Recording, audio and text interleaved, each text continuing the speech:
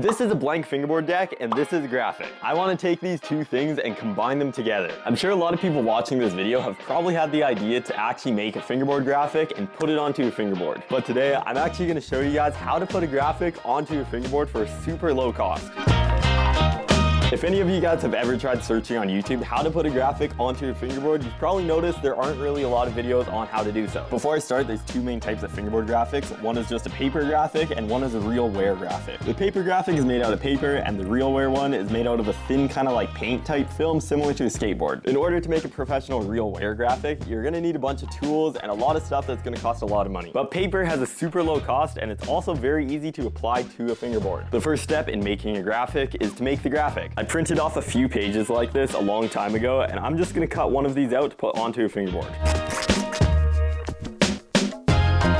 The paper I used for this graphic is actually a tiny bit thicker than regular paper, and I would actually recommend using something a little bit thinner. You will see why in a little bit, but using thin paper is definitely a lot better. This is the board I'm going to put the graphic on. This board actually doesn't have any sort of gloss or finish on it, which is actually going to be good for putting the graphic on. If the board that you want to put a graphic on actually has a little bit of gloss to it, I would recommend taking some sandpaper and just sand the board before you put the graphic on. You don't have to do that, but the graphic will definitely stay on a little bit better if you do that. The graphic is ready to be applied to the board. You actually don't need to use any sort of special type of glue to put a graphic on a fingerboard, but I like using this stuff just because it's nice and easy to work with. I'm going to take some of this glue and put it over the entire board, and then we're going to take the graphic and stick it on. Before you put the glue on, make sure you have a flashlight ready, and you're going to see why in a minute.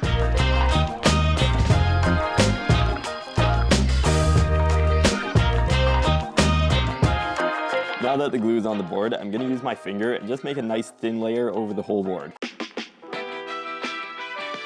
This glue doesn't dry with the chemical reaction, so we kind of need to go fast just because once this dries out, it is pretty much dry.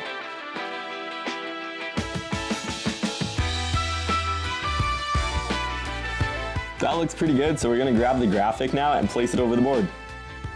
I'm going to try and position it as best as possible, and this is why you need a flashlight.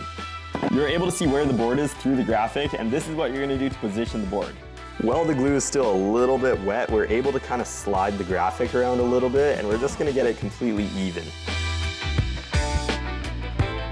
With the light, you can also see where the bolts need to go, and that's going to make sure you don't cover the bolts with the graphic. Once the graphic is exactly how you want it, you're going to start pressing firmly, and that's just going to make sure there's no like air pockets or kind of like wrinkles in the paper.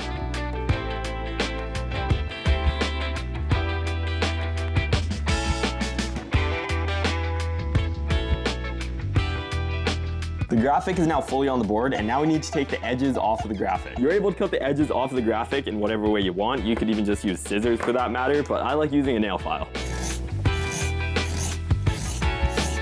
This is why thin paper is actually going to be a lot better for the graphic, because the nail file actually doesn't like going through the paper first slice, so I like taking some scissors and kind of just weakening that edge before I do so.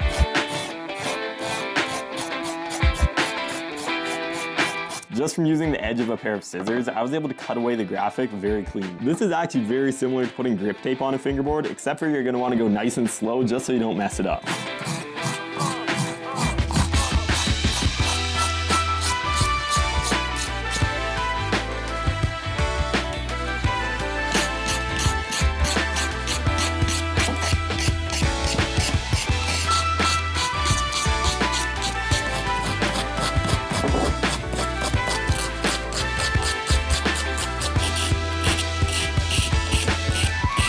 Dude, that is so clean. One of the final steps is to punch the bolt holes through the graphic. The best way to get a nice clean punch through the graphic is to take the same size drill bit as the holes in the deck and just punch it through backwards.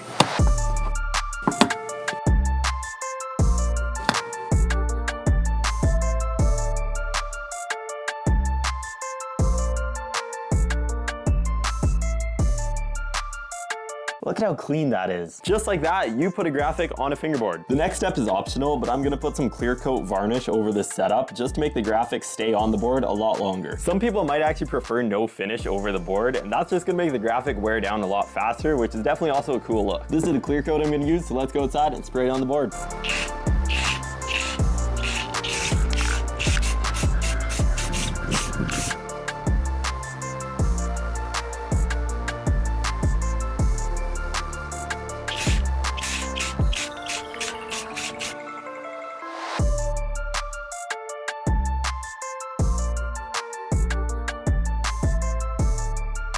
The varnish is now over the graphic, which means this is completely done.